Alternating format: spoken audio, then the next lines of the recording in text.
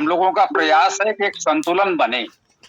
तो उस बात को थोड़ा सा 2 वाक्य में मैं समाप्त कर दूं। जो मूल भाव हमारा है कि हम सब वैदिक हैं, सनातनी हैं, वेद हमारा मूल है।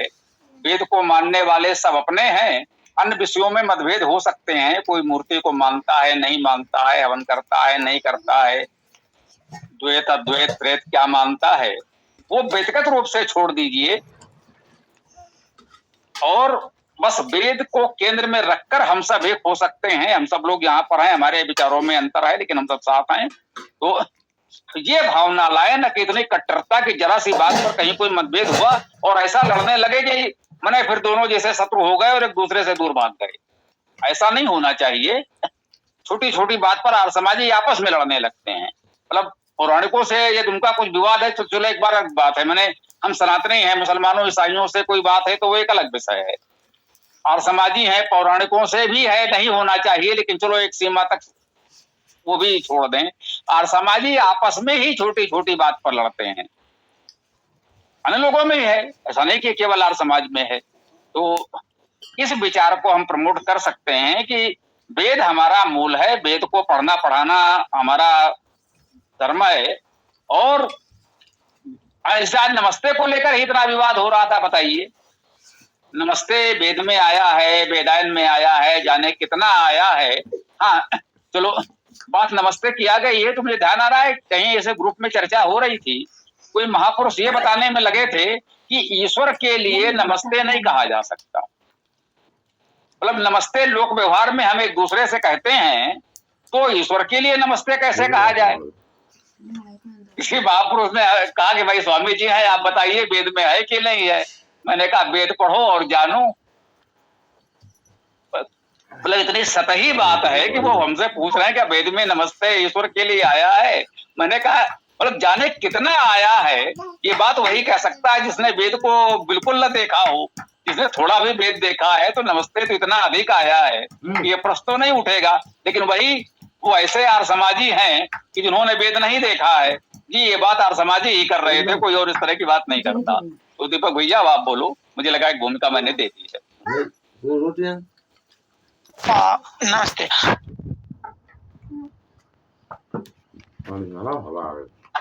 सवाल ये है कि नमस्ते से ईश्वर वेद में है तो हम लोग व्यवहार के लिए है। और इसमें जैसे नमस्ते का शायद संध्या जैसे दयानंद सरस्वती जी का है, उसमें नमस्ते का जो अर्थ दिया गया है उसमें कहते हैं हम आपके अनुकूल, मतलब जो अच्छा आचरण करता है उनके अनुकूल बने या हम उसको अपने अनुकूल बनाएं, ये अर्थ किया गया था। तो ये शायद मेरे हिसाब से अच्छा है, लोग माने या ना माने अलग सी बात है। और ये चर्चा जैसे कि हम मेरा एक और चीज कहना था आपको यहाँ पे, जो आर्य समाज चाहे पौराणिक समाज जो आपस में लड़ते रहते हैं हर समय, चाहे कहीं भी देखते हैं। हम तो आर्य समाजी नहीं, आर्य समाज के विचार से मान हैं और पौराणिक हैं, पौराणिक विचार तो उतना जानते नहीं। आर्य समाज का जब पढ़े तो आर्य समाज का विचार हमको अच्छा लगा, तो वो विचारधारा से जुड़े हुए हैं। तो आपस में दोनों लड़ते रहेंगे तो कब इन लोग एकता स्थापित करेंगे और कब वेद को लेके आगे चलेंगे, कब सनातन धर्म का प्रचलन में आएगा, चाहे प्रचार होगा। मुझे नहीं लगता इस तरह आपस में लड़ने से कभी किसी का सही हो सकता है। ओम।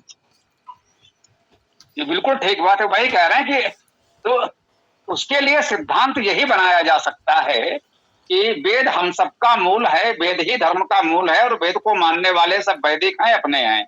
अन्य विषयों में मतभेद है तो उसको स्वीकार करें। आप अपने तरीके से पूजा हवन जो करना है करो, वो अपने तरीके से पूजा पाठ हवन जो करना है करें। उनको मूर्ति पूजनी है तो उन्हें पूजने दो, लड़ो मत। तुमको हवन करना है करो, दूसरा भी तुम्हें रोकने लड़ने नहीं आएगा। तो ये बात इस रूप में हम लोग ले लेंगे। किसी को योग करना है, किसी को हवन करना है, किसी को मूर्ति पूजा करनी है, जिसको जो करना है करे।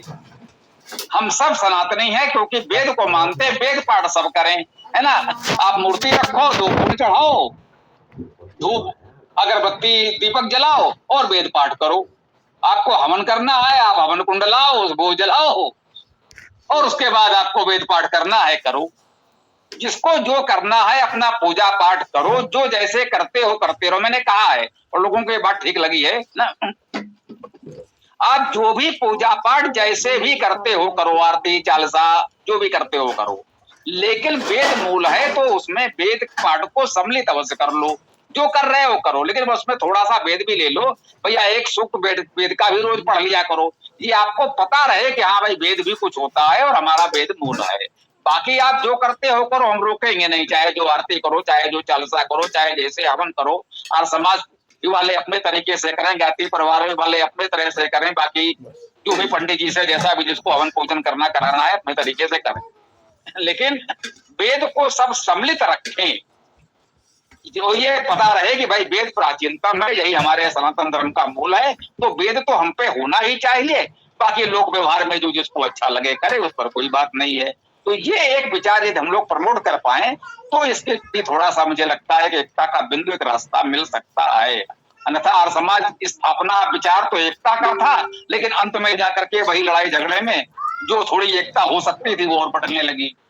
ठीक है, तो ईसा पुत्र जी पहले कह रहे थे, तो उनकी बात सुन लेते दीपक जी, और जो भी बोलेंगे। जी, ये तो बात सर्वविदित है, मेरी आवाज आ रही होगी। ये तो बात सर्वविदित है कि स्वामी दयानंद जी के जो गुरु थे विरजानंद जी, वो दुर्गा सप्तशती का पाठ करते थे। तो इस विषय में तो किसी को कोई संशय नहीं है, ना ही कोई विरोध करता है कि वो क्यों करते थे दुर्गा सप्तशती का पाठ। तो जब स्वामी दयानंद जी भी उनका विरोध नहीं किए दुर्गा सप्तशती के पाठ करने के लिए, तो हम क्यों अन्य को विरोध करें कि भाई आप ये क्यों करते हो, वो क्यों करते हो। धन्यवाद जी। बस दो बात में उनकी बात पर थोड़ा सा बता दे, दीपक जी करेंगे। तो वैसे आर्य समाजी इस बात को लगभग छिपाए हुए, ये बात अभी आ रही है कि वो दुर्गा सप्तशती का पाठ करते थे, इस बात को आर्य समाजियों ने लगभग छिपाया हुआ, वो बहुत सामने इसको नहीं लाते। क्योंकि देखिए, गुरुद्रोह तो नहीं कर सकते, गुरु का विरोध तो नहीं कर सकते दयानंद जी या कोई भी, वो तो संभव नहीं है। ये बात जानकारी के लिए ला दूं कि गुरु गिरिजानंद जी से दयानंद ने जो सीखा पढ़ा वो मुख्य रूप से व्याकरण पढ़ी। बाकी उनसे कोई धार्मिक विद्या उन्होंने धर्म का स्वरूप उनसे नहीं सीखा कि दुर्गा सप्तशती पढ़नी है कि भागवत पढ़नी है कि वेद पढ़ना है, ये गुरु जी से वो नहीं लाए। तो जो गिरिजानंद जी से उनको मिला वो व्याकरण मिला, और उस व्याकरण के बल पर वो वेद का अपने तरीके से अर्थ कर पाए और उस शास्त्रार्थ में अपनी बात रख पाए। तो वो जब गिरिजानंद जी नहीं रहे हैं तो दयानंद जी का जो एक होता है श्रद्धांजलि, जो भी समझो कहते हैं, उनके मुख से अनायास जो ही निकला कि व्याकरण का सूर्य अस्त हो गया। गिरिजानंद जी व्याकरण के सूर्य थे, बाकी न तो दयानंद ने वहां वेद पढ़ा, न कोई धार्मिक कर्मकांड ये सब कैसे क्या पूजा पाठ करना है वो वहां सीखा। उन्होंने वहां मुख्य रूप से व्याकरण सीखी। ये बात तो कह सकते हैं वरिष्ठ आर्य समाजी जानते हैं जो खंडीर हैं, लेकिन दुर्गा सप्तशती वाली बात को लोग अधिकतर छिपा ले जाते हैं। तो इसकी प्रामाणिक जानकारी लेकर इसका प्रचार कर सकते हैं कि दुर्गा सप्तशती वो करते थे और उनसे उन्होंने व्याकरण सीखी है, और दयानंद जी गुरु का सम्मान करते हुए कभी इस पर उन्होंने कुछ कहा नहीं। तो हमको अभी समाज में अनावश्यक विवाद नहीं करना चाहिए। तो अब देख लीजिए दीपक जी, ईसा पुत्र जी या कोई भी जो भी कहना चाहे वो आप लोग कहते हैं।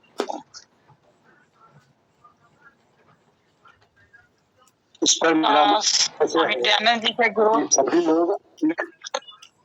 लोग अपनी अपनी मान्यताओं के अनुसार जो मानते हैं सो माने, जिसका पूजन करते करें, लेकिन साथ में हम सब इकट्ठे तो रहेंगे। ऐसा इसलिए मननशील है, मननशील हर व्यक्ति अपने अपने स्वभाव के अनुसार विचार करता है, तो इसलिए मतभेद तो रहे। अब बात यह है कि हम कहते हैं कि आपको एक साथ होकर रहना, इस बात पर दृढ़ हो जाए। अगर हम यहाँ दृढ़ हो तो साइड समझ जाए, उसको मानो उसको मानो, वो करना करो, लेकिन तो वैदिक है इस बात पर हम इकट्ठे रहेंगे तो सारी समस्याएं, सारे जोड़ तोड़ और विरोध समाप्त हो। हाँ दीपक भैया बता।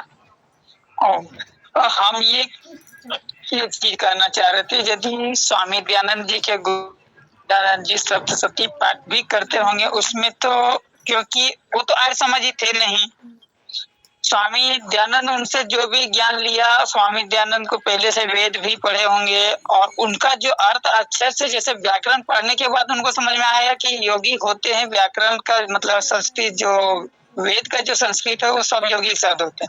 व्याकरण वहां से सीखने के बाद वो अपने हिसाब से वो प्रचार करने लगे कि हम लोग का मूल धर्म ये है। क्योंकि मैं जितना पढ़ा हूँ उसमें तो यही जान पाए हैं कि विरजानंद जी से धर्म के विषय में तो ज्यादा जानकारी उनको मिला शायद नहीं है।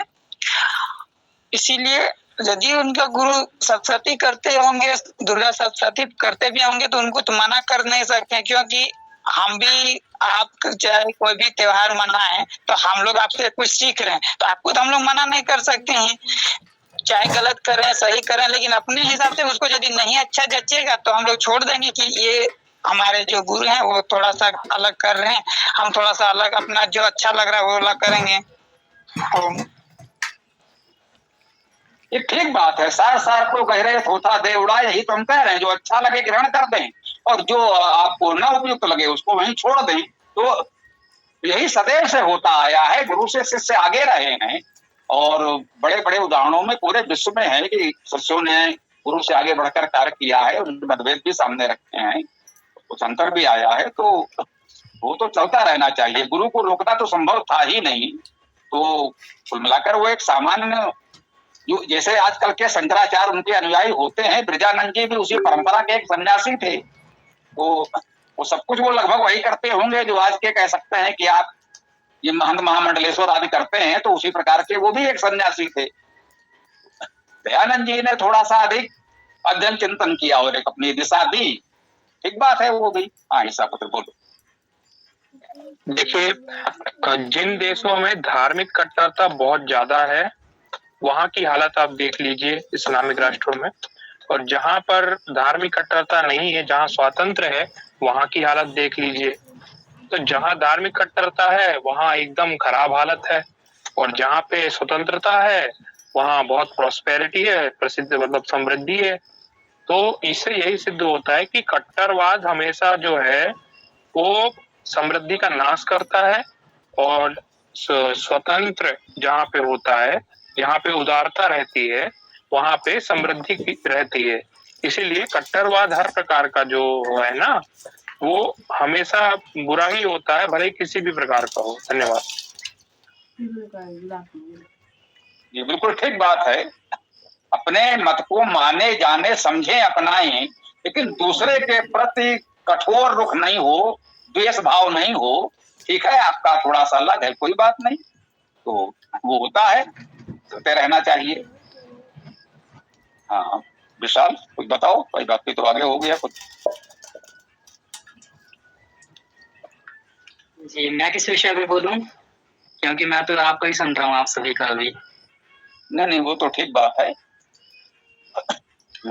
मैं कह रहा था ये विषय तो लगभग पूरा हो गया है, कोई कहना चाहे तो कह सकता है, कोई और विषय भी ले सकते हैं तो वो भी हो सकता है। तो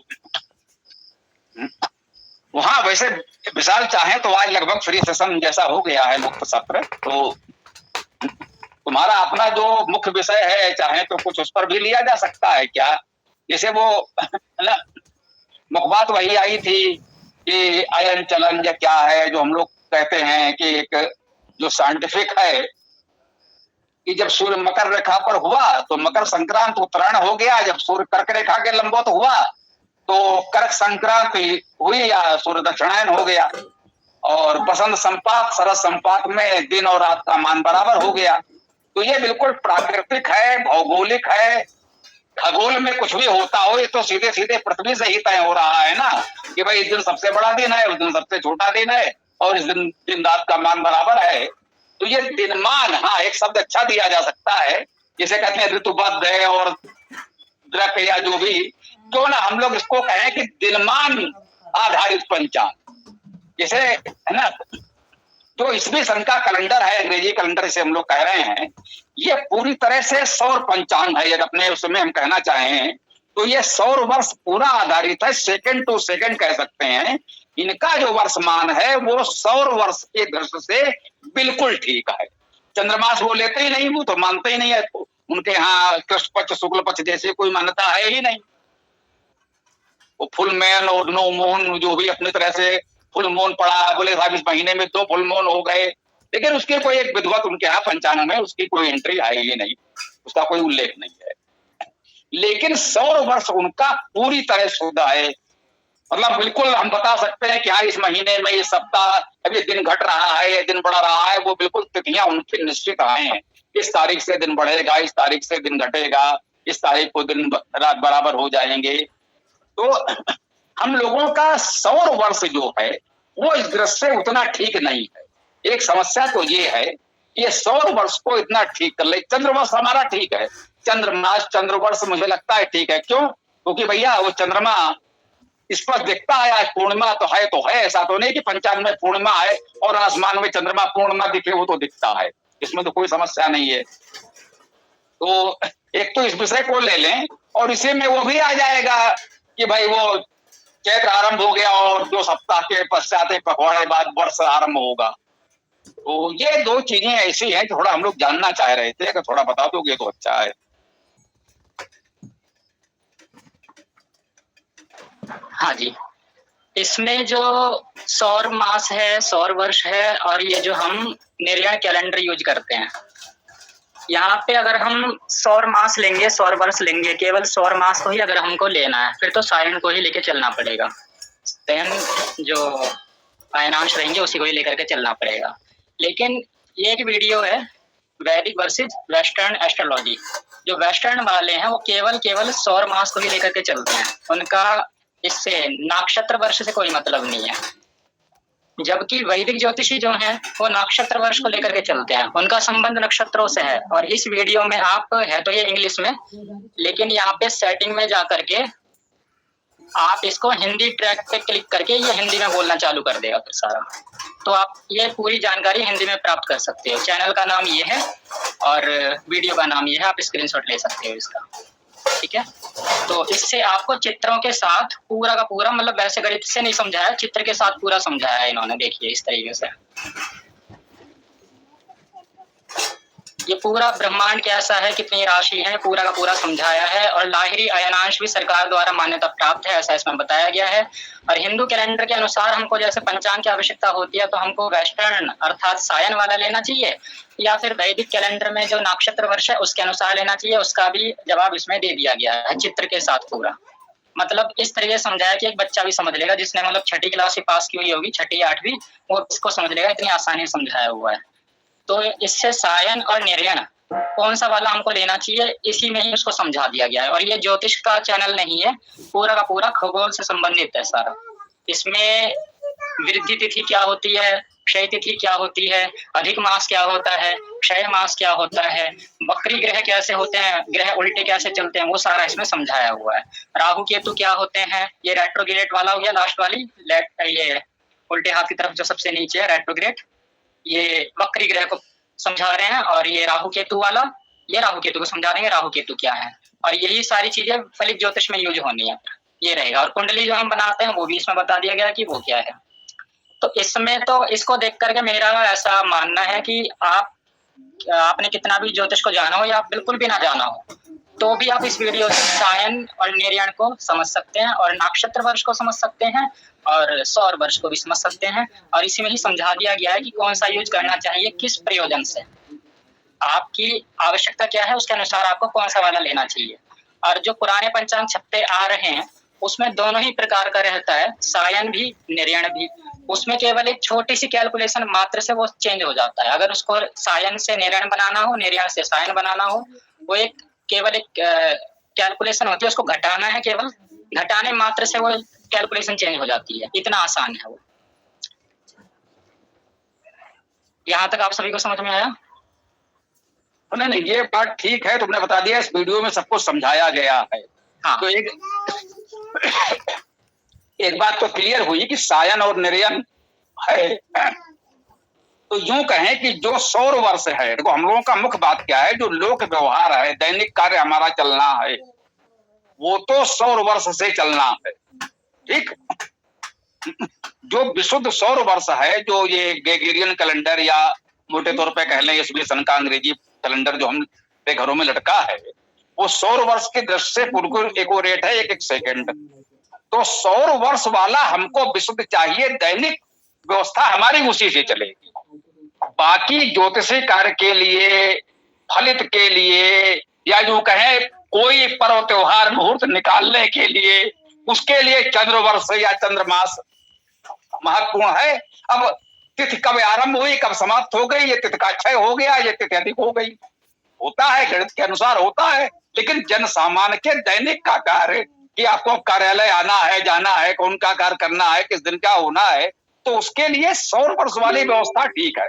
कि 2 अयन 2 संपात, ये 4 भागों में बट गया और 3-3 मास उसके आपने और कर दिए, 30-30 अंश के, तो 12 मास आपके हो गए, वो बिल्कुल विशुद्ध आ जाएंगे।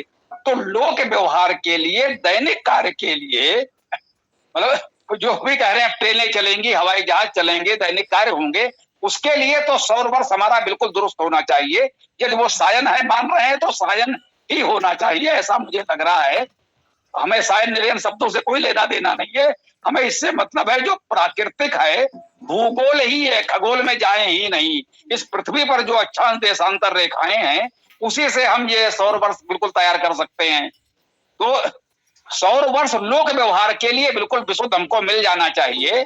जो मधु माधव मास आदि जो वैदिक में कहा गया है, या उसको वर्तमान में प्रचलन में चैत्र बैसाख आदि कहा जाता है, तो मधु माधव या चैत्र बैसाख नाम कुछ भी रख लो, उससे बहुत बड़ी समस्या नहीं है। एक क्यूरियोसिटी हो सकती है कि वैदिक मासों के नाम भी लिखे होंगे, थोड़ा अच्छा लगेगा। चैत्र बैसाख बचपन से हम लोग जानते हैं, वो भी ठीक है, कोई समस्या नहीं है। कोई चैत्र माने मधुमास, तो इसमें कोई समस्या नहीं। सब जानते हैं राम का जन्म चैत्र नवमी को हुआ, और तुलसीदास जी लिख रहे हैं नवमी तिथि मधुमास पुनीता। तो मधुमास कहने में भी कोई समस्या नहीं, मधुमास भी समझ रहे हैं और चैत्र मास भी समझ रहे हैं, दोनों पक्ष भी समझ रहे हैं, शुक्ल पक्ष कृष्ण पक्ष समझ रहे हैं। अब उसमें एक छोटी सी बात रह जाती है, अगर सेटिंग कुछ कर ली जाए कि जब चैत्र मास आरंभ हो उसी दिन नव संवत भी आरंभ हो, वो चाहे शुक्लादि हो या कृष्णादि हो, वो बात की बात है। शुक्लादि मास भी चल रहे हैं, कृष्णादि मास भी चल रहे हैं, तो कुल मिलाकर ज्योतिषी तय कर ले कि भैया हमें कौन सा लेना है, शुक्लादि या कृष्णादि के विवाद में हम नहीं पड़ते, सब लोग तय कर लो, जो भी हो चलेगा, हमें क्या लेना देना है। लेकिन जिस दिन मास का आरंभ हो, संवत्सर का आरंभ भी उसी दिन हो। ये न हो कि मास आरंभ हो गया, अब एक पखवाड़े बाद नया वर्ष आरंभ होगा, ये हास्यास्पद लगता है। तो एक तो जो भी हो ये तय कर लो। उससे पर्व होंगे, भाई अब अष्टमी को कृष्ण का जन्म हुआ है, तो भैया वो तो अष्टमी को ही होगा, वो सौर मास की 8वीं तारीख को तो होने से रहा, बिल्कुल ठीक बात है। अब ये कार्तिक पूर्णिमा तो पूर्णिमा को ही होगी, वो कोई 15 या 30 तारीख को तो होने से रही सौर मास की। भाई सौर का मास के तो गते 1, 2, 3 ऐसे ही चलेंगे, तो वो तो ऐसा नहीं कि ये 15 तारीख को, ये 30 तारीख को मनाएंगे, तो वो तो चंद्रमा से चलेगी और चलेगी ही, इसमें कोई संदेह नहीं है। लेकिन दैनिक कार्यों के लिए यातायात, ट्रेन से हवाई जहाज तक, हमें कार्यालय आना है, किस दिन कहाँ क्या करना है, वो 100 वर्ष बिल्कुल विशुद्ध हमें चाहिए। यदि वो सायन है तो सायन ही सही। हम सायन नहीं जानते, हम ये जानते हैं कि भौगोलिक दृष्टि से कि जो वास्तविक तिथि है कि कर्क रेखा पर सूर्य आया, दक्षिण की ओर जाएगा, दक्षिणायन हो गया। सूर्य मकर रेखा पर जिस दिन लंबवत होगा, तत्काल वो उत्तर की ओर चलना आरंभ करेगा, उत्तरायण हो जाएगा। तो उत्तरायण, दक्षिणायन, बसंत संपात, शरद संपात, ये बिल्कुल भूगोल वाले सही तिथि में आ जाए। मैं कह रहा हूं भूगोल वाले। आकाश में नक्षत्र और राशियां और ये सब क्या कर रहे हैं वो हमें नहीं पता, उससे हमें कोई लेना देना नहीं है। वो ज्योतिषी अपना जाने, तुम लोग जानो, जो ज्योतिष के विद्वान है वो उनका विषय है। अपना त्योहार वगैरह बना के दे दो कि भाई अमावस्या को, इस पूर्णिमा को, इस अष्टमी को, इस नवमी को ये वाले त्योहार पड़ेंगे, हम उस दिन मना लेंगे, जिस दिन भी तुम लोग बता दो। हमें उसके डीप में नहीं जाना है, जो पत्रा में लिख के आ जाएगा वो मान लेंगे। लेकिन दैनिक कार्य के लिए 100 वर्ष बिल्कुल एक्यूरेट होना चाहिए, जैसे ये इसमें कैलेंडर है। इस पर थोड़ा बताओ, ये कैसे कोई व्यवस्था ऐसी बना सकते हो? एक पंचांग, एक कैलेंडर छोटा सा ऐसा बना दो जो सबके उपयोग में आए। हाँ जी, हो जाएगा। ये सुरेंद्र जी को कुछ कहना है? हाँ जी जी नमस्ते जी। ये जो श्री मोहन कीर्ति आतिथि पत्रक है, उसमें सौर मास ही तो दिया हुआ है। नहीं, वो तो दिया है, वो तो हम लोगों की जानकारी में है, वो ऐसा नहीं कि वो हम लोग नहीं जान रहे हैं, ठीक है ना, वो सभी की जानकारी में है। लेकिन थोड़ा सा उसके आगे हम लोग चर्चा कर रहे हैं कि एक सरल सीधा जो समन्वय कह लो, कि जैसे ये भी मान रहे हैं कि सौर वर्ष को शुद्ध जो करते हैं वो तो सायन ही होता है, और जो मोहन कीर्ति पत्रकम है वो सायन ही है, ये सब लोगों की जानकारी में है, तो वो कोई समस्या नहीं है। तो एक संतुलन की बात हो रही है कि दोनों के बीच संतुलन कैसे बनाएं, वही तो कहा कि मैंने वर्ष कब आरंभ हुआ, मास कब आरंभ हुआ, अब वो शुक्लादि है, कृष्णादि है, भैया सब लोग मिलकर तय करो, एक व्यवस्था पर आओ जो जनसामान्य के लिए सुलभ हो, सरल हो और उपयोगी हो, वो बात हो रही है। तो विशाल जी युवा हैं और विधिवत पढ़ रहे हैं, ज्योतिष को शास्त्रीय आचार्य कर चुके हैं, पीएचडी कर चुके हैं। तो मुझे लगता है नई पीढ़ी के लोग हैं, इस बात को नए लोगों के समझ में आने लायक तरीके से प्रस्तुत कर सकते हैं। आचार्य जी ने इतनी क्लास तो ली, लेकिन वो प्रश्नोत्तर के लिए उपलब्ध नहीं हो पाए, तो ये बच्चे थोड़ा सा इसको स्पष्ट कर सकते हैं, तो वो अच्छा रहेगा। प्रश्नोत्तर के लिए उपलब्ध हो जाएंगे आप अगर इस बात को कहेंगे तब ना। नहीं, प्रयास किया गया था। देखिए उनके बड़े कार्य हैं, व्यस्तताएं हैं, तो हम बहुत दबाव भी नहीं डाल सकते ना, तो सीमाएं हैं, समझना चाहिए हमें। तो भाई अब ये मिल गए तो हमने सोचा चलो कुछ लाभ उठा लें, और कोई बात नहीं है। जहां रही सामंजस्य की बात, तो सामंजस्य जैसी कोई तो बात है नहीं, तो सैद्धांतिक बात है वो तो है ही।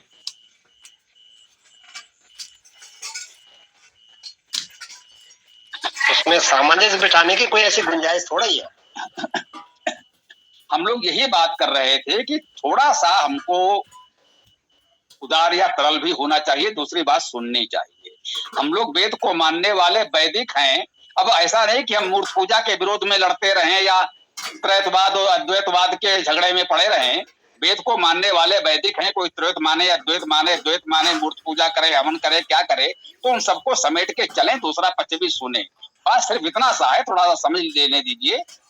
आप मान लीजिए बहुत स्पष्ट हैं, बहुतों को उतना नहीं होगा, तो हो सकता है थोड़ा सा समझ में आ जाएगा, तो क्या ठीक है भाई, अगर आप उनसे बात कीजिएगा वो उपलब्ध हो जाएंगे। हम कहते हैं आचार्य जी नहीं विभू जी हो जाए, भाई विभू जी भी मैं कह सकता हूँ वो और युवा हैं, आचार्य जी की अपेक्षा थोड़ा सा वो अधिक उपयोगी हो सकते हैं, हमें लगता है। बात सारी वो भी जानते हैं, लेकिन वो थोड़ा सा अधिक हमारे लिए उपयोगी हो सकते हैं कि भाई सुन सकते हैं, समझ सकते हैं, बता सकते हैं। आचार्य जी इतने वरिष्ठ हैं कि थोड़ा वो भी एक पक्ष है, दूरी बहुत हो जाती है बहुत से लोगों की। तो इस रूप में हम लोग विशाल जी का उपयोग करना चाह रहे हैं कि हो सकता है जो हम लोग चाह रहे हैं थोड़ा सा ये उपयोगी हो, कुछ और उसका सरल करके एक चीज बना के दे दें हमको। ये तो स्पष्ट है ना कि जो सैद्धांतिक है रहेगा तो वही, सबसे छोटा दिन, सबसे बड़ा दिन और संपाद जिस दिन दिन रात बराबर होंगे, वो तो कही दिया गया, वो तो रहेगा ही रहेगा, वही मुख्य सिद्धांत है आचार्य जी का, तो वो तो हम लोग कह ही रहे हैं। तो थोड़ा सा आगे बढ़ेगा तो अच्छा है। बोलो विशाल जी। जी, मैं यहाँ पे 15 मिनट में अपनी सारी बात पूरी कर देता हूँ और उसमें मेरा वैसा विश्वास है कि आप जो भी आपके डाउट हैं वो भी क्लियर हो जाएंगे कि कृष्ण पक्ष, शुक्ल पक्ष या जो वर्ष की शुरुआत कौन से पक्ष से होती है, वो सारे उत्तर इसमें मिल जाएंगे। और वहाँ पे तिथि में फर्क क्या आएगा वो सब चीज़ें इसमें यहाँ पे मिल जाएंगी, ठीक है। तो एक तो वीडियो ये हो गई, ये आप सभी एक बार जरूर देख लेना, क्योंकि इसमें सायन निर्यण दोनों कंसेप्ट अच्छे ढंग से चित्र के साथ समझाए वीडियो के साथ, और उसकी उपयोगिता भी बताइए कि कब कौन सा यूज करना चाहिए, क्योंकि सूर्य सिद्धांत में 9 प्रकार के वर्ष बोले गए हैं, 9 प्रकार के कालमान बोले गए हैं। उसमें 4 मुख्य हैं, सावन दिन, नक्षत्र वर्ष और सौर मास, सौर वर्ष और चंद्र वर्ष, ठीक है। तो ये सारा का सारा शास्त्रोक्त है। अगर कोई सायन कहता है तो वो भी शास्त्रोक्त ही है, और उसको भी पुराने जो पंचांगकार थे उसको भी लेकर के चलते थे, ऐसा नहीं है कि उसमें नहीं आया वो सारा। और जब पंचांगकार जितने भी, अगर आप पुराने पंचांगकारों से आप पूछते हो कि सायन क्या चीज है, सायन या सौर वर्ष के अनुसार क्या हम इस पंचांग से देख सकते हैं, तो उसका जवाब हमेशा मिलेगा कि हाँ जी देख सकते हैं। आप उनसे ही पूछोगे कि सबसे बड़ा दिन कब होता है, तो वो भी इसका उत्तर दे देगा कोई पुराना पंचांगकार भी। लेकिन हाँ, बस पंचांग की जानकारी उसे होनी चाहिए, कोई पाखंडी ना हो ज्योतिषी के नाम पे, इतना है, ठीक है। तो ये सायन निर्यण को बिल्कुल सरल भाषा में समझा देगा। और इसके बाद आते हैं एक अमांत पूर्णिमांत पे। हाँ जी कहिए। जी, तो पौराणिक पंचांग काल से हम अगर पूछें कि संक्रांति कब होती है तो बता सकता है क्या वो?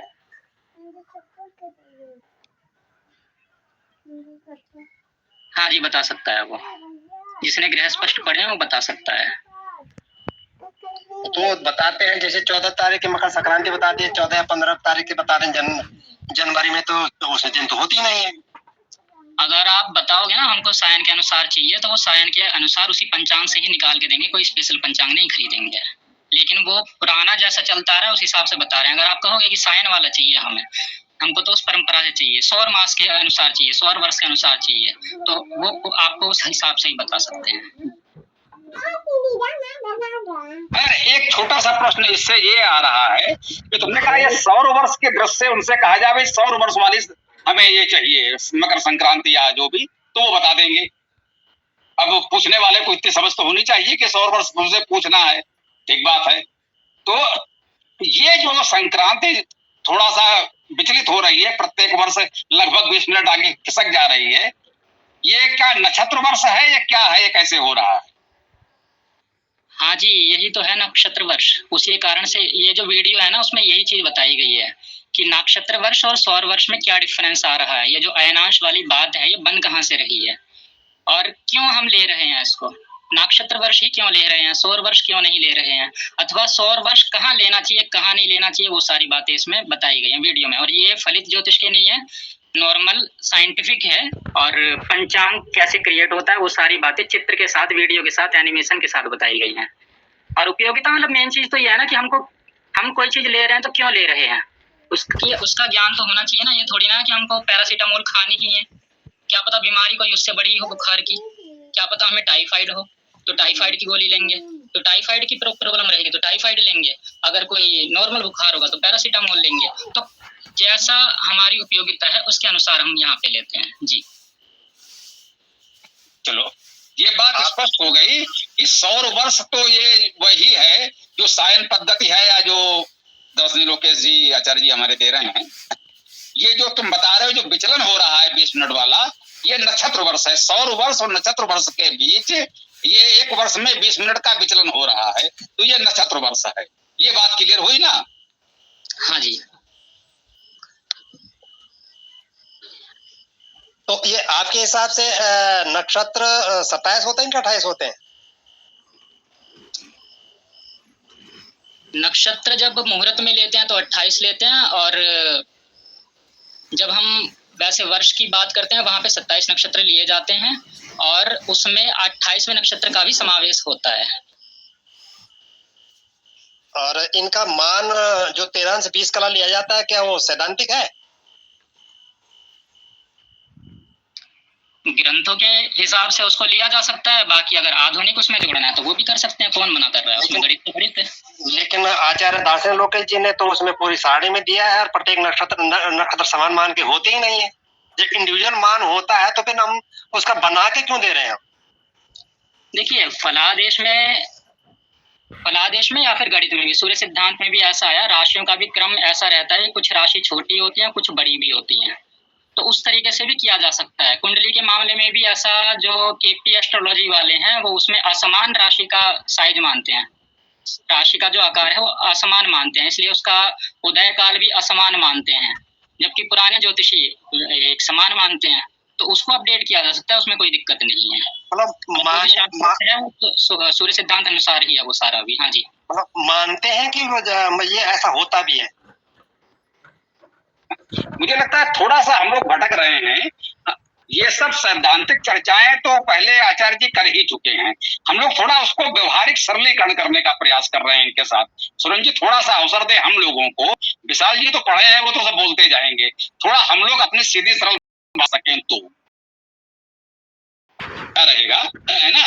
जो हम लोगों के क्वेरीज हैं उनके सारे क्लास करने के बाद, जैसे अभी उन्होंने बताया कि ठीक है कुछ चीजें हो गई होंगी, आचार्य ने तो सब कुछ बताया लेकिन विद्यार्थी उतना नहीं समझ पाया, तो यूं कहें कि अपने एक वरिष्ठ सहपाठी से यदि हम समझें तो हो सकता है अच्छा समझ जाए। ऐसा होता है पढ़ाई में। तो एक तो ये क्या कि ये नक्षत्र वर्ष है जो 20 मिनट आगे खिसकता जा रहा है। तो मैंने कहा दैनिक लोक व्यवहार, यातायात आदि, कार्यालय आना जाना, दैनिक कार्य जो है उसके लिए तो सौर वर्ष की उपयोगिता है। तो एक तो एक कैलेंडर बने जिसमें सौर वर्ष बिल्कुल दुरुस्त हो, उसे आप साइन कहते हो या जो भी कहते हो, मैं तो सीधे सीधे उसे भौगोलिक कहता हूँ, आप उसे खगोल में 27 नक्षत्र माने, 28 नक्षत्र माने, वेद में 28 नक्षत्र है, ये बात ठीक है। और आसमान की बात वो कह रहे हैं तो ये तो भाई आचार्यों की बात है ना? समान तो होते ही नहीं, प्राकृतिक में तो कोई समान हो ही नहीं सकता, ये तो स्वाभाविक है। लेकिन हम अपनी सुविधा के अनुसार बांट लेते हैं कि चलो भैया इतना हमने कर दिया, गणित के दृष्टि से समान रख लेने में सुविधा हो गई। ये सबने माना है कि 28 की गणित नहीं पूरी पड़ रही थी तो हमने 27 कर लिए, तो वो थोड़ी सुविधाजनक हो गया, तो वो कोई बात नहीं है। वो एक मैं कह रहा हूँ ये ज्योतिषियों के लिए छोड़ दीजिए, हम साधारण लोगों की बात कर रहे हैं जो इतने गंभीर ज्योतिषी के विद्वान नहीं है। तो दैनिक जीवन के लिए मुझे लगता है सौर वर्ष अधिक उपयोगी है। और पर्वों के लिए, चूंकि हमारे अधिकांश पर्व ये हैं कृष्ण पक्ष की अष्टमी और शुक्ल पक्ष की एकादशी, इस प्रकार के पर्व हैं, तो पर्वों को तो हमें चंद्रवर्ष से लेना पड़ेगा, इसमें तो कोई संदेह नहीं है। और चंद्रवर्ष और सौर वर्ष के बीच तालमेल बना रहे, इसके लिए अधिमास लगता ही लगता है। तो यदि हम सौर वर्ष को बिल्कुल दुरुस्त लें, बिल्कुल भौगोलिक आधार पर सबसे छोटा दिन, बड़ा दिन, समान दिन, उसको बिल्कुल सही रखें, और चंद्रवर्ष और सौर वर्ष के बीच में जो अंतर है उसके लिए अधिमास लगा करके दोनों का संतुलन बना लें, तो मुझे लगता है इतने में लोक व्यवहार हमारा चल जाएगा। अब वो नक्षत्र वर्ष और जाने कौन कौन से वर्ष जो होते हैं, ये मैं कहना चाहता हूँ वो पंचांगकार बड़े ज्योतिषियों के लिए छोड़ दिया जाए, जन सामान्य को उससे कोई लेना देना नहीं है। ये नक्षत्र 28 हो, 27 हो, समान हो, असमान हो, ये नक्षत्र वर्ष है, ये कौन सा वर्ष है, जन सामान्य के लिए सौर वर्ष और चंद्रमास इतना मुझे लगता है पर्याप्त है, और संतुलन के लिए अधिमास। जन सामान्य को मेरे विचार से इतना चाहिए। बाकी ज्योतिषी आप बहुत जो जिस विषय का विद्वान है वो तो करेगा ही। जैसे मैं ही कह रहा हूँ, चलिए माली विनम्रता से मैं ही कह लूँ, वेद का थोड़ा स्वाध्याय जो मैंने किया है, अब मैं ये अपेक्षा करूँ कि प्रत्येक व्यक्ति वेद में हमसे आगे ही होगा, हमारे जैसा ही होगा, तो ये जन सामान्य के साथ अन्याय होगा। उसको सीधे सरल से वेद से जोड़ने का प्रयास हम लोग कर रहे हैं कि भैया चारों वेदों के प्रथम और अंतिम 8 सूक्त 52 मंत्र कर लो, घर में रखो, एक सूक्त एक मंत्र प्रतिदिन पढ़ लिया करो, वेद से जुड़े रहोगे। हर कोई तो इतना बड़ा विद्वान दयानंद जैसा वेद का ना हो पाएगा। तो हम जनसामान्य की बात कर रहे हैं, और जो पंचांगकार ज्योतिषी बड़े बड़े होंगे तो वो तो फिर गंभीरता से गहराई में जाकर वो करेंगे ही करेंगे। उनके बारे में हम लोग जो बात करें वो आपस में बात करें, ज्यादा अच्छा है। चल, तो ये थोड़ा सा इसको कंक्लूड किया जा सकता है। बोलो।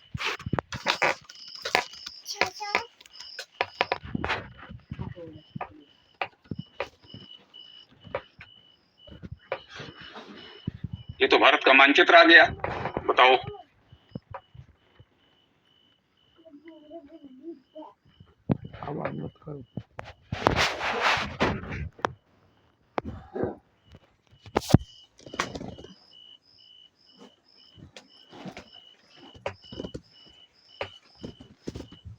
आपका माइक म्यूट है अगर आप कुछ बोल रहे हो तो। अच्छा, हाँ ठीक है।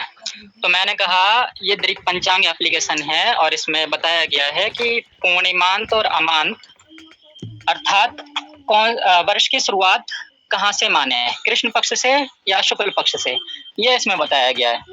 सायन निर्यण का कंसेप्ट आप उस वीडियो से देख सकते हैं, बिल्कुल सरल तरीके से, जो मतलब मैंने ढूंढा था इतने दिन में कि बिल्कुल सरल तरीके से जो समझ में आ जाए, ऐसा कोई कंटेंट समझाए, तो वो मैंने वहाँ उस वीडियो से ढूंढ करके आपको सोर्स दे दिया कि आप वहाँ से देख सकते हो, बिल्कुल बच्चे की तरह समझाएगा। और यहाँ पर आपको ये पता लग जाएगा कि वर्ष की शुरुआत शुक्ल पक्ष से लेनी चाहिए या कृष्ण पक्ष से लेनी चाहिए। तो यहाँ पे जो पूर्णिमांत मतलब व्हाइट वाला जो एरिया है, उन एरिया में अगर आप रहते हो तो वहाँ पे पूर्णिमांत लेना चाहिए। पूर्णिमांत का अर्थ है कि पूर्णिमा को मास का पूरा हो जाना, पूर्णिमा पे पूरा हो जाना मास हमारा। और अमांत का मतलब है, अमावस्यांत का मतलब है कि आपका महीना वहाँ पे अमावस्या को पूरा होगा, और वहाँ पे अमावस्या को पूरा होगा इसका मतलब है कि उसके अगले दिन से वर्ष की शुरुआत मानोगे आप। अमावस्या के बाद अगला दिन कौन सा आता है? शुक्ल पक्ष की प्रतिपदा, चिपका रहे हैं, ठीक है। और कृष्ण पक्ष की प्रतिपदा पूर्णिमांत के बाद आएगा। पूर्णिमा जब पूरा हो जाएगा, 1 मिनट रुकिए जरा, पूर्णिमांत नहीं, हमारे यहाँ जो समस्या है, उत्तर भारत जो व्हाइट में दिखाया है पूर्णिमांत वाला, हमारे यहाँ समस्या ये है कि मास तो पूर्णिमा को पूरा हो रहा है, लेकिन नववर्ष शुक्ल पक्ष से ही आरंभ हो रहा है। ये दोनों का संतुलन बैठाया जाए कि भैया या तो पूर्णिमा को मास आरंभ हो तो अगले दिन से वर्ष भी आरंभ हो, और यदि वर्ष को शुक्ल पक्ष से आरंभ होना है तो मास भी शुक्ल पक्ष से आरंभ हो। तो उत्तर भारत में संभवतः ये गड़बड़ है। तुम्हारे इस मानचित्र से लग रहा है कि दक्षिण में और पूर्वोत्तर में तो ठीक चल रहा है, संतुलन है संभवतः, ये गड़बड़ी इसी उत्तर भारत वाले क्षेत्र में है तुम्हारे इस हिसाब से, ऐसा मुझे लग रहा है।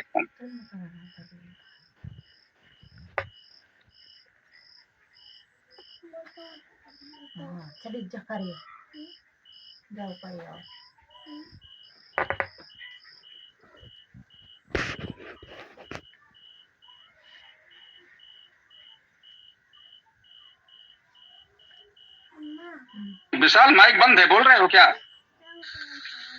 हाँ जी, हम बोल रहा था, 1 मिनट रुकिए।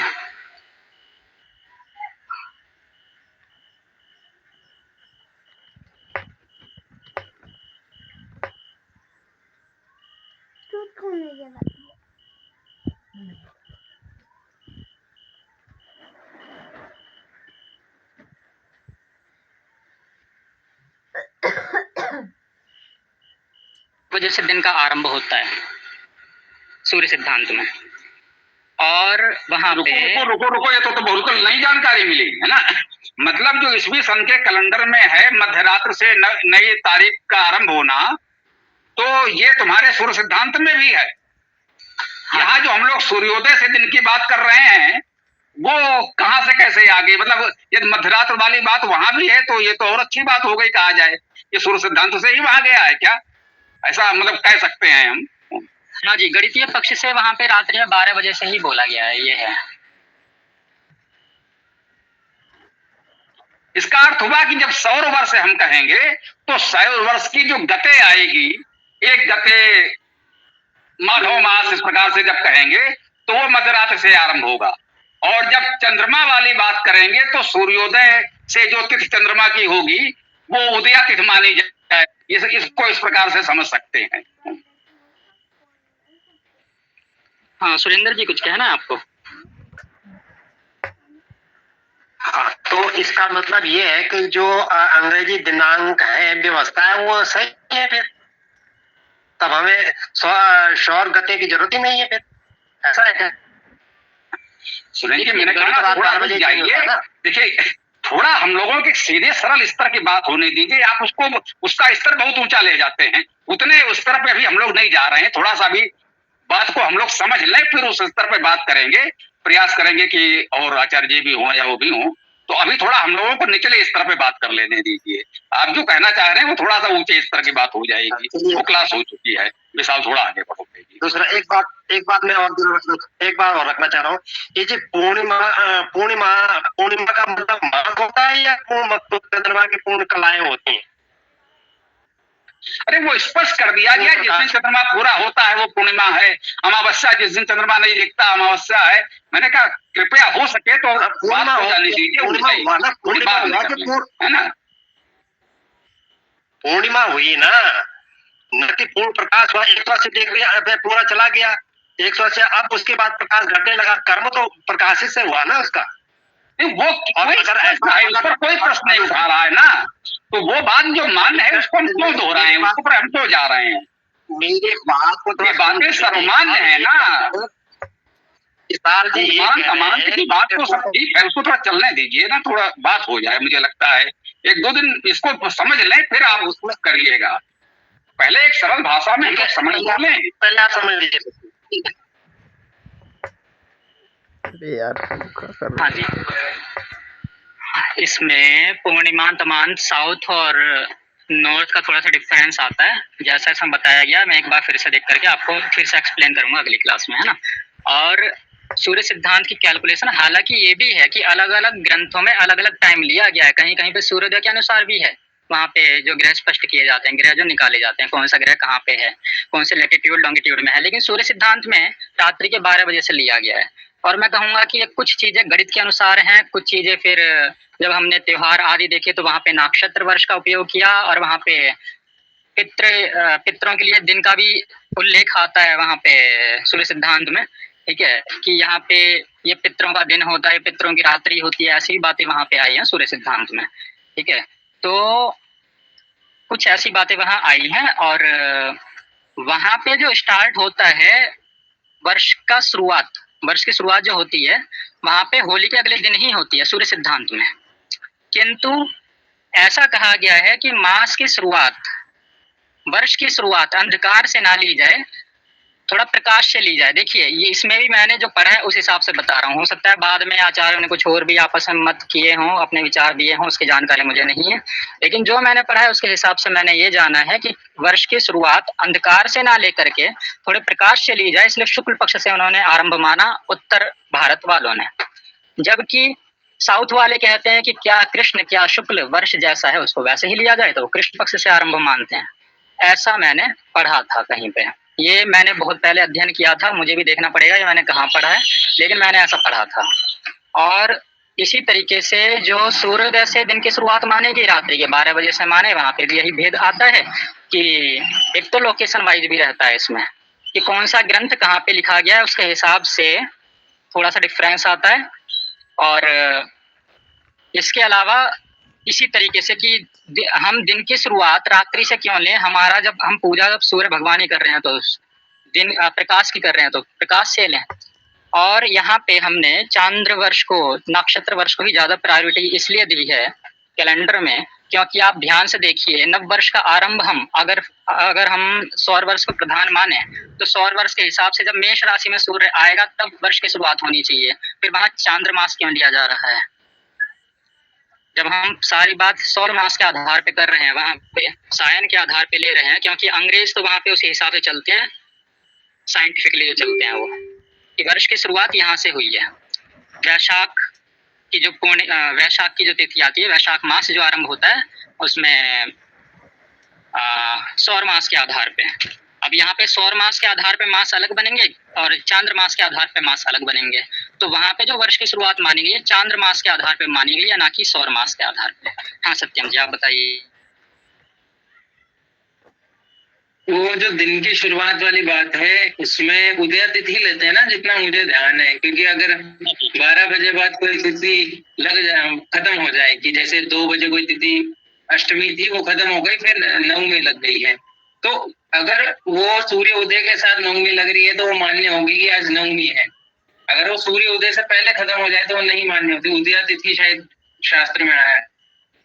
हाँ वहाँ यार ये थोड़ा सूक्ष्म हो गया, ये थोड़ा सूक्ष्म हो गया भैया। उसमें ये है कि राम का जन्म मध्य दिवस में होगा तो उस समय नवमी दिखे तो ठीक है, अन्यथा उदया तिथि चलती है। कृष्ण का जन्म रात में होगा, उस समय जो तिथि अष्टमी दिखे तो वाली मान लो। ये पछड़े में अभी न पड़ो, ये थोड़ा सा ज्यादा हो जाए। मैंने कहा ना अभी हम लोग बहुत सीधी सरल बात कर रहे हैं, तुम लोगों का स्तर बड़ा है, एकदम उड़ जाते हो। अभी हम लोग वहां तक नहीं पकड़ पा रहे हैं, जरा हम लोगों को नीचे स्तर पे बात कर लेने दो, ठीक है ना। तो थोड़ा सा ये है स्वामी जी वो तो जो जन्म में तो तात्कालिक तिथि ली जाती है। हाँ मैंने कहा ना कि ये सब विवेचना बाद में कर लेना, ये पंचांग बनाना तब कर लेना।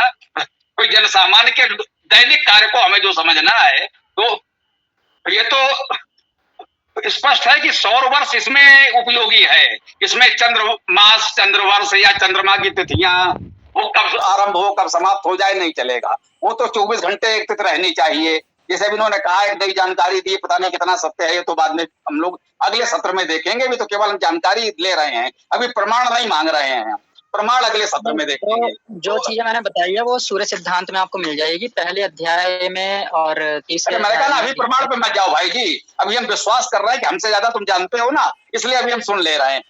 ये अगले सत्र में देखेंगे कि हाँ भाई इसका प्रमाण भी मिल जाए तो और अच्छा हो, वो थोड़ा अगली क्लास में है ना। अभी बिल्कुल प्राथमिक कक्षा है, अभी तो जो मास्टर जी बता रहे हैं वो सही है, प्राइमरी के बच्चे हैं अभी हम लोग, है ना। जब थोड़ा आगे बढ़ेंगे तो पूछेंगे मास्टर जी ये कैसे हुआ, है ना। अभी तो आपने बता दिया काश से कबूतर होता है तो होता है, हमने मान लिया। अभी प्राथमिक कक्षा इसी स्तर पे चलेगी, ठीक है ना। तो मुख्य बात यह है कि सौर वर्ष बिल्कुल हो जाए, दैनिक कार्य हमारा उससे चलेगा। और चूंकि हमारे बहुत से पर्व चंद्रमा की तिथियों पर अमावस्या, पूर्णिमा, अष्टमी, नवमी के रूप में चल रहे हैं, तो वो तो चंद्रमास के दृष्टि से चलेंगी, अधिमास से दोनों का संतुलन भी बन जाएगा। अब एक अच्छी बात ये बताई कि मध्यरात्र से दिवस के आरंभ, मतलब एक नई तिथि के आरंभ की बात ये सूर्य सिद्धांत कहता है, तो उस सूर्य सिद्धांत के मत को, श्लोक को थोड़ा सा हम लोग हाईलाइट कर दें और ये कहना है कि वहां हो रहा है तो उसमें कुछ अटपटा नहीं है, क्योंकि लोक व्यवहार में आज जो 24 घंटे यातायात चलता है, ट्रेनें चलती हैं, विमान चलते हैं, तो उसके दृश्य तो वो वाला मुझे भी ठीक लगता है, व्यवहारिक है। है ना, वो सूर्य की उपासना और सूर्योदय वो अपने आप में आध्यात्मिक धार्मिक दृष्टि से बहुत अच्छा है, लेकिन दैनिक व्यवहार से ये वाली बात मुझे भी ठीक लगती है। तो जब हमारे सूर्य सिद्धांत में है तब तो ये बहुत सी अच्छी बात हो गई। तो एक तो सौर वर्ष बिल्कुल ठीक निकल के आ गया, वो देख लो, और जो नक्षत्र वर्ष में ये 20 मिनट का विचलन है उसकी कोई उपयोगिता दैनिक जीवन में नहीं है। ज्योतिषियों के बीच होगी कुंडली बनाने में, वो फलादेश करें या ना करें, केवल गणती करें या फलित भी करें, उस पछड़े में हम लोग को नहीं पढ़ना, वो हमारा विषय नहीं है, वो ज्योतिषी जाने, पंचांगार जाने। तो सौर वर्ष की दृष्टि से हमारा दैनिक कार्य ठीक कर दो और चंद्रमास चलते रहें। लेकिन हाँ, ये बात जो आई, जो दक्षिण वाला है वो तो अमांत ही है, वो क्या पूर्णिमान तो उत्तर भारत वाला है और दक्षिण वाला तो अमांत है ना, तो मास भी अमांत है और वर्ष भी अमांत है, ऐसा ही है ना, क्यों विशाल?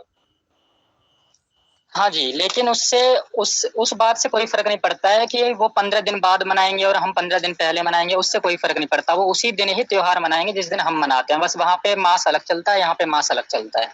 और ऐसा भी है कि कुछ एरिया में दृक पंचांग चलते हैं, कुछ एरिया में सूर्य सिद्धांत चलता है। वो प्राचीन परंपरा सूर्य सिद्धांत की चलती आ रही है, जैसे उड़ीसा बंगाल एरिया में तो वहां चलती ही आ रही है। नेपाल में भी वहां पे इसी तरीके चलता आ रहा है। वहां पे वो कितना भी दृक सिद्ध या सायन कोई सा भी या वो नहीं मानेंगे, वहां पे केवल और केवल सूर्य सिद्धांत ही चलेगा। लेकिन नॉर्थ इंडिया में वहां पे केवल दृक ही चलेगा, वहां सूर्य सिद्धांत की कैलकुलेशन की अब इतनी वैल्यू नहीं है, ये भी है जी। तो देखिए, ये तो स्थानीय मान्यता की बात है, इसमें कोई सैद्धांतिक बात ही नहीं है। अब वो तो भाई हर गली मोहल्ले में हर गांव का एक अपना नियम हो सकता है, तो भैया हमारे गांव में ऐसा होगा, तो होता वैसे कहते हैं कुल की रीत, गांव की रीत, ग्राम देवता, तो वो तो स्थानीय स्तर पर होने दो। अभी हम लोग बात करें ना कि सिद्धांत रूप में व्यवहारिक दृष्टि से सौर वर्ष ठीक है और चंद्रमास की एक उपयोगिता है, तो चीज हम लोग करें और प्रयास करें भाई, पूरे देश के ज्योतिषी यदि एकमत होकर रखे कहीं पर आ जाए तो ठीक है। सर नेपाल का वो तो फिलहाल अलग राष्ट्र है, कोई बात नहीं, वो अपना जैसा भी चल रहा हो चले, हमारे यहाँ हो जाएगा तो हो सकता है नेपाल भूटान लंका वाले तो मान ही लेंगे, बाकी की देखी जाएगी, तो हम लोग इस पर आ सकते हैं, तो है ना। अब बात रह गई कि पूर्णिमांत या अमांत जो भी हो, दक्षिण वाले अमांत मान रहे हैं, उत्तर वाले पूर्णिमांत मान रहे हैं, लेकिन वर्ष का आरंभ उत्तर में भी अमांत हो रहा है, तो मास और वर्ष का आरंभ एक ही दिन हो, किसी वो चाहे पूर्णिमांत हो या अमांत हो, क्या इस पर कोई व्यवस्था बनाई जा सकती है? तो ये थोड़ा एक कह सकते हैं एक रूपता आ जाए देश में, इसके तो कोई अंतर नहीं होना चाहिए। उसमें एक रूपता लाना थोड़ा कठिन रहेगा, क्योंकि वो सिद्धांत का विषय नहीं है, गणित का विषय नहीं है, धर्मशास्त्र का विषय है। क्योंकि वहां पे उनकी मान्यता ऐसी है कि हम इस दिन से शुरुआत करें, यहाँ पे कहते हैं कि दिन से शुरुआत करें, वहां पे कहते हैं कि नहीं कृष्ण पक्ष से भी शुरुआत कर सकते हैं। तो वो धर्मशास्त्री कुछ नियम है वैसे। और मैं देखिए धर्मशास्त्री तो नहीं हूँ, मैं तो केवल ज्योतिषी हूँ। तो वहां पे जब किसी त्योहार का निर्णय होता है तो ज्योतिषी और धर्मशास्त्री दोनों जुड़ करके फैसला लेते हैं किस दिन ये त्योहार मनाया जाए। तो थोड़ी बहुत तो मुझे जानकारी है धर्मशास्त्र की, इसलिए मैं कह पा रहा हूँ कि सूत्र धर्मशास्त्र से लिए जा रहे हैं। लेकिन अब उसमें परिवर्तन कर पाना मुश्किल रहेगा, क्योंकि वो धर्म का विषय हो जाएगा कि पूरी कम्युनिटी वहां पे वैसा मानेगी कि नहीं जी साइंस कुछ भी कहे हम तो ये लेके चलेंगे, क्योंकि प्राचीन महर्षि ये आदेश देकर के गए हैं धर्मशास्त्र के विषय में, ये रहेगा उसमें।